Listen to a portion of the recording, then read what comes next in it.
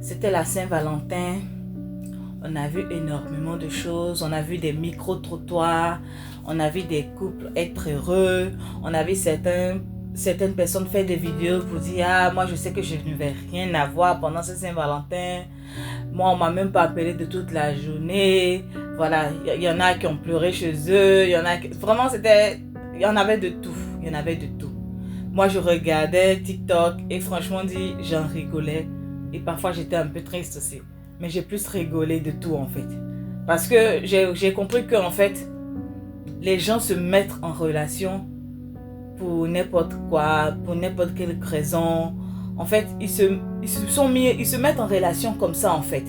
Vous savez, on ne se met pas en relation comme ça. D'accord? Quand on est jeune, quand on est très très très jeune, c'est-à-dire déjà à l'adolescence, à la vingtaine et tout ça, je peux comprendre qu'on se mette en relation comme ça. Parce qu'on est encore jeune dans les coups de foot, voilà, et tout. Mais à un certain âge, il faut arrêter en fait. Il faut arrêter. Est-ce que vous savez quelles sont les bases d'une relation saine? Est-ce que vous savez quelles sont les bases d'un amour vrai? Un amour vrai, il y a des règles, il y a des bases. Et il ne faut surtout pas négliger ces bases. Il ne faut surtout pas les rater. Parce que dès lors où vous ratez ces bases, c'est fini. Devant, ça va capoter. Devant, ça va se gâter. Parce que les bases, ce sont les fondations. On ne peut pas construire une maison sans fondation en fait. C'est impossible. Mais vous, c'est ce que vous faites. Vous construisez des relations sans fondation. Comment ça se fait que quelqu'un qui est en couple, qui dise que moi, je sais que je ne vais rien avoir pour la Saint-Valentin, à moins que vous avez décidé d'un commun accord, toi et ton partenaire, que vous n'allez pas fêter du tout la Saint-Valentin, c'est une fête commerciale.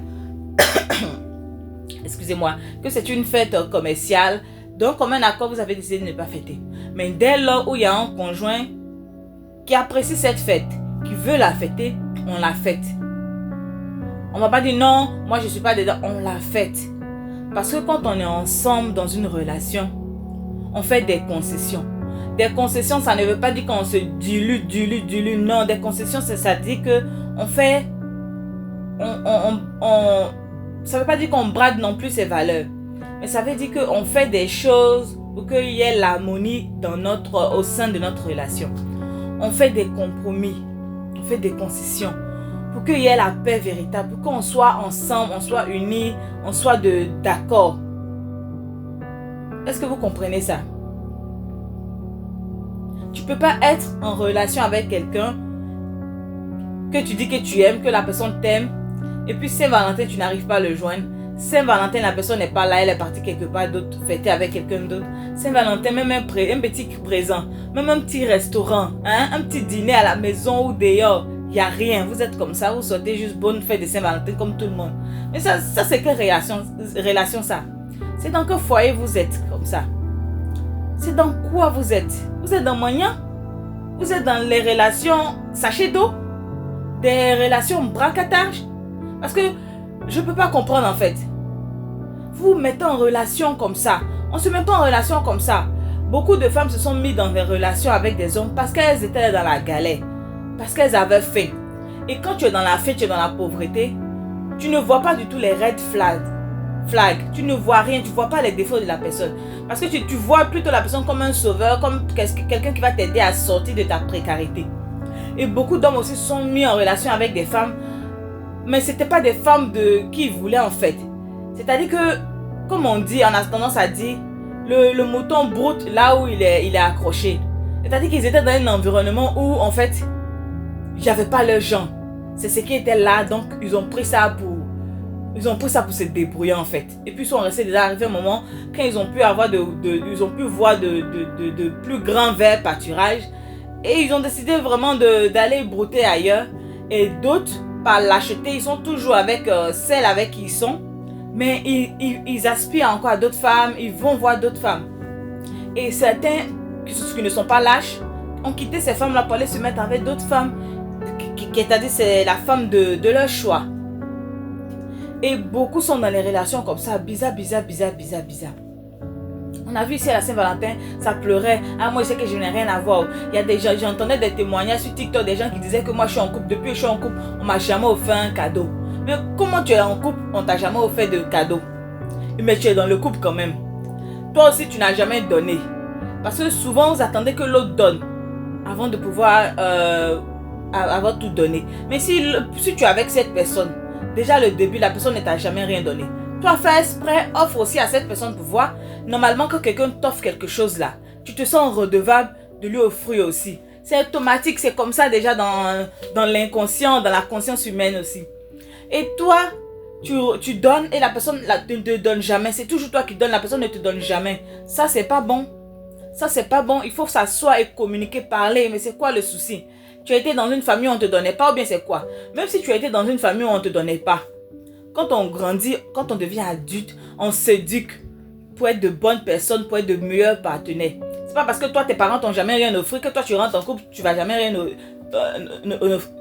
offrir aussi à ta copine. Je veux dire que c'est pas normal en fait. C'est des excuses bidons parce que souvent, vous êtes dans des relations, vous dites, ah, ceux-là c'est comme ça dans leur famille, oh, ils sont nés comme ça. Mais ces personnes que vous tolérez là, d'ailleurs là, ils sont généreux. D'ailleurs, ils sont romantiques. Hein? Il faut vraiment travailler sur les bases. Quand les bases sont déjà ratées, c'est difficile de vraiment avoir une relation durable, une relation saine. Ça va finir par se capoter.